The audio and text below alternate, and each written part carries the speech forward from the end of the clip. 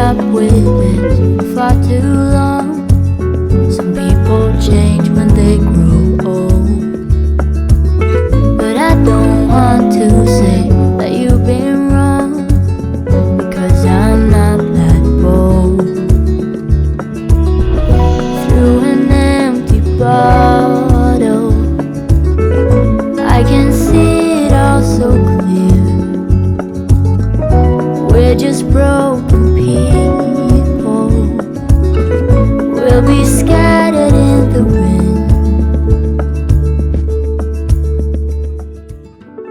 If you are trying to do any kind of manifestation or grow as a person, this is a ritual you are absolutely going to want to do.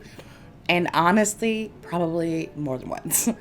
You could do this ritual every month for a year and still get benefits every single time. Personally, I am somebody who has to understand the practical why and the practical reasons behind anything that I'm doing. Because this person says so is not good enough for me. Never has been, never will be.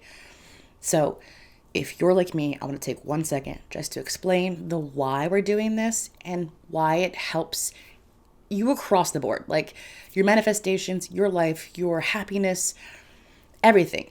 We talk a lot about raising your vibration or being high vibe, living a high vibe mindset, that kind of thing. These words are thrown around a lot. And I find in the spiritual community online, there's this notion of positive affirmations are just the way. But it's really like throwing duct tape on a leaky pipe. Like, sure, it helps kind of, but like that pipe is still fucked up, right? You can tell yourself all day, I am loved, I am happy, I am worthy. Like you can do these things all day long and it helps, but you've got to be able to dig down deep and look at your pain and look at your trauma and look at your issues and forgive and release it. Because so long as you haven't released it, it's still weighing you down. Like you can only raise your vibration so high while you're holding on to grudges and hatred and trauma and pain and bitterness and whatever. Like these resentments hold you down. So if you want to raise your vibration, if you want to manifest whatever it is you're trying to work on to manifest into your life or work on it in your life, releasing things that are actually holding you down will allow you to get to the elevation you need to do that. That's my quick practical why we're doing this. I would recommend highly that you really put time, effort, energy into this. With that being said, as far as time, energy, and effort goes, I have a video about how I prepare for my rituals. I have 7 steps I do. I also have a whole video on smudging my space. I will link those in the description box below, so you can go check that out. Now, let's get into it. The basic general idea of what we're going to do today is we're going to write 2 letters. And one is going to be destroyed, and one is going to be saved or sent. We're going to do a lot of writing, and you're going to want a fair amount of paper. If you do this ritual well, there will be a lot of crying and hand cramps, so prepare accordingly. Additional items I would recommend are either black salt or black pepper. If you don't have black salt, that's fine. I get that it's not like a common thing to have. Pepper works as well. You're also going to want an herb that means love to you. Now, I'm going to go with roses because that's a traditionally associated plant. I have rose buds and flower petals that I'm going to use for demonstration purposes. If you have an herb or a plant that like makes you feel good and light and happy, like has that high vibe feeling for you, use that. If you have a personal association, go with that. That's going to be even stronger. Additionally, for your altar space, you're going to want any crystals that you may want. I would recommend going with some black stones like tourmaline and obsidian for the releasing part, as well as some kind of love stones like amethyst and rose quartz and that kind of thing. Green aventurine, jade. I'm spitballing here, but you get the idea. Step 1 is set up your altar space. I always say this, but I'll say it again, just in case you're new here. Altar space setup is a form of creative expression. So do whatever the fuck you want on your altar space. And I use the term altar space, and if the word altar makes you uncomfortable, That's cool. Don't use that word. You don't have to. It's just the place that you're doing the things. So that's cool. Like just the place you want to set up. You want to have the vibe that feels good to you. I mean, the general associated focus you want to go with is love, because at the end of the day, forgiveness and release will result in additional love, additional space for love. And I know that sounds real like hippy dippy, but like that's what I do. Intermission, if you could hit the like button real quick, I would appreciate it. If you don't want to, that's cool. You don't have to. But I wanted to make the request. Cool. Back to the video. So for this ritual, we're going to choose a person to forgive. And that person can be you. And if you haven't done a lot of shadow work or forgiveness work, I'd recommend starting with you, because that's the most profound transformation you can have. I can't honestly say that I've fully done it, but I have forgiven myself here and there, and it really does help dramatically. Now, personally, I find it much easier to forgive others than I do to forgive myself. So if you're like me, it's easy, it's fine. Just start small, just start with somebody else. That's fine. You're going to choose your person. You're going to sit down, and you're going to write them a letter. And that letter is going to be like the straight up, hard, honest truth of the pain and suffering and hurt that was caused. If you do this and you do it well, there will be tears on your paper. And I will repeat this, I say it all the time. Emotion moves energy, like better than anything. When you can feel the emotions during a ritual, you're doing the fucking work, and it's effective. Like that is what gets the results. So you're essentially purging out. That's the first step, is we're purging out the pain. You can't forgive somebody while you're still in pain, right? So step one is just to purge that out. And I recommend really taking your time with this. Like sit down and write fucking 10 pages if you have to. Like go into detail. And then you said this, and then you said this. And like get it all off your chest, right? Like get it all out the paper.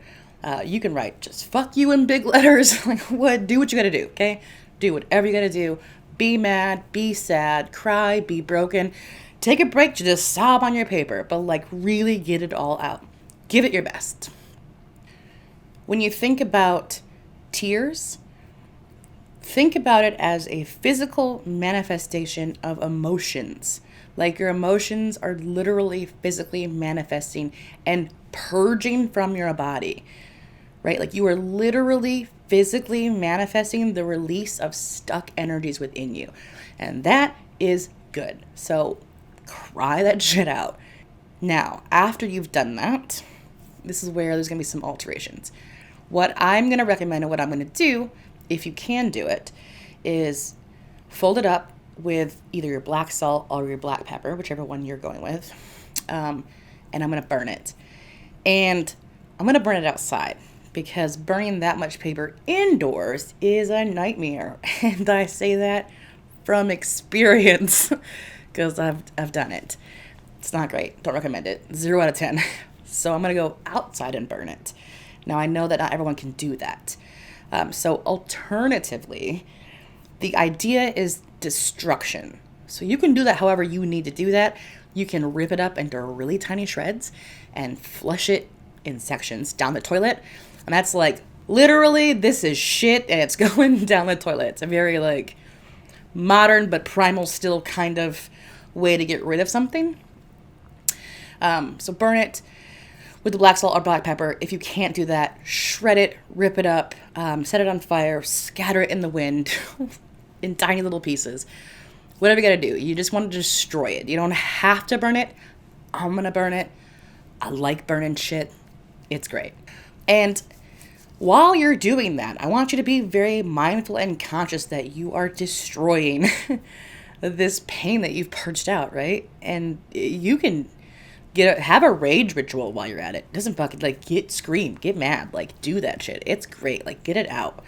Do it, right? After you've done that, after you're like, oh, that was a lot. And if you do this all well, cried and you've been mad and whatever, you'll be a little exhausted. But we're not done yet. We have more things to do. The next thing you're gonna do is you're gonna just spend some time thinking. This is where we're gonna start to switch. We're gonna start to transmute and alter our mindset, okay? I want you to take your time with this and make sure you've done it until you really feel it embody and sit within you. What you're going to do is you're going to sit and think about this. I want you to recognize that everybody is doing the best they can with the trauma that they have been dealt. It's one of my favorite phrases. Also, damaged people damage people. No healed, healthy person is hurting somebody else, okay? Anybody that has hurt you did so because they were hurting. Recognize that this entire world is a bunch of humans kind of suffering, trying to do their best, okay? And I know that it's hard to do that when you've been hurt, but recognize that, like, somebody who is physically violent to you was probably abused. Like, that's how that works. People repeat patterns and they repeat their own traumas. People are not born sadistic. That shit is learned. People are, a baby is inherently good. Recognize that everyone is the villain in somebody else's story. I am not exclusive of that. I am the villain in plenty of people's story. I'm also the hero and a lot of other ones. Do you know what I mean? And everyone is kind of like that. Everyone is kind of fucked up and kind of doing their best. We're all a little dark and a little light. And it's okay. We all make mistakes.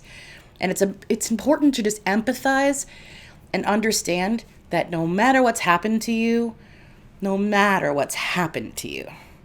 the person who hurt you, even if it was yourself, even if you're trying to forgive yourself for the things you did to other people, you also only did those things because you didn't know better, or you were doing the best you could, or you were hurting, or you were being reactive, or you hadn't dealt with your issues. Doesn't really matter what the situation is. Whatever it is, it's a matter of everyone just kind of being a little fucked up. And this is what we're working on. We're trying to heal, because the best way that you can help the whole group is to heal yourself. The more people who work in healing and forgiving and moving forward, it's more of us who are doing less damage, and little by little, the world gets better and better. You have to be the change that you want to see in the world. I just made so many cliche statements back to back. It's kind of terrifying. But I stand by all of them. I mean all of them. Then we're gonna write another fucking letter. We're writing 2 letters in this ritual. Your hand is gonna be so sore. It's gonna be so worth it, though. I promise. You're gonna write another letter. Different letter. I want you to write a letter that is about the positives. I want you to write a letter about how you understand that they were hurting and how you hope they can heal too. I want you to write a letter about how those things that happened actually did some good. Find the good. There's always a silver lining. Think about how it made you the person that you are, and without those things, you wouldn't be the amazing person that you are. That you are stronger, you are wiser. I want you to write about all of these things in this letter. Bonus points if you cry again. If you can cry tears of gratitude after tears of pain, whoo, the transformation is going to be fucking real. Okay? Write it out, pour it out, spend your time. Make sure you feel it. And if you don't feel it, spend some more time until you can feel it. Maybe you need to purge a second time, whatever. And once you've done that, we're going to fold that letter up with roses or rose water or lavender or whatever makes you feel good. After you've finished writing your forgiveness letter, there's a couple of options. One, if you wrote it to yourself, I recommend keeping it. Put it in an envelope, seal the envelope, write hearts on it, whatever you want to do. And either keep it somewhere where you see it for a while, at least for a little while, regularly, so that you subconsciously, whenever you see it, you're kind of remembering to forgive yourself. Or you can stash it away and then accidentally find it later, which is super fun, by the way, and then reread it and have a whole moment. It's a lot of fun. Or you can set a date, like a time capsule, like 1 year from today, I'll open it and read it, that kind of thing. But if you write it for yourself, I recommend keeping it so that you can read the letter to yourself, your past self, as your future self later. Or now, if you wrote it to somebody else, I recommend, and you don't have to do this, but I recommend fake sending it to them. So what I'm going to do is put it in an envelope and just write like, I forgive you on it.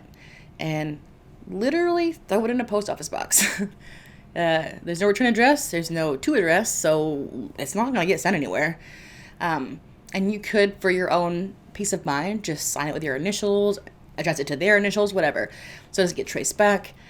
But you're going to send it. And that allows you to physically move the energy from you, from within you, your emotions, out into the world and send it off, right? And I'm all about taking the non-physical and making it physical as the baseline theory for all rituals that I create. Like, that's the whole idea. Non-physical into physical, that's how you make it real. And that's how you move things, right? So send it. Now, if you aren't comfortable with that, for whatever reason, and you don't have to justify it to me. If you don't fucking want to, don't do it. That's cool. You can do whatever you want to do. You don't have to listen to me. There are no rules, okay? There are no rules. You can do whatever the fuck you want. This is a guideline more than anything. But you want to take the letter to somebody else and ship it off. And then congratulate yourself because that was a lot. And this is going to be a very energetically taxing ritual. But it's going to be so good for you. Now, I have a couple of final notes if you're willing to hear my spiel. I am using the hashtag Atlantis Rituals. Now, as of today, no one has fucking used it. I get that most people aren't posting on social media about these things. That's legit, I understand. But if you do, and you use that, that'd be great. Other than that, I do get messages and tags, and I do appreciate the fuck out of that. Like, I love to see that what I'm doing is out in the world helping somebody. Don't forget to follow me, Instagram, Twitter.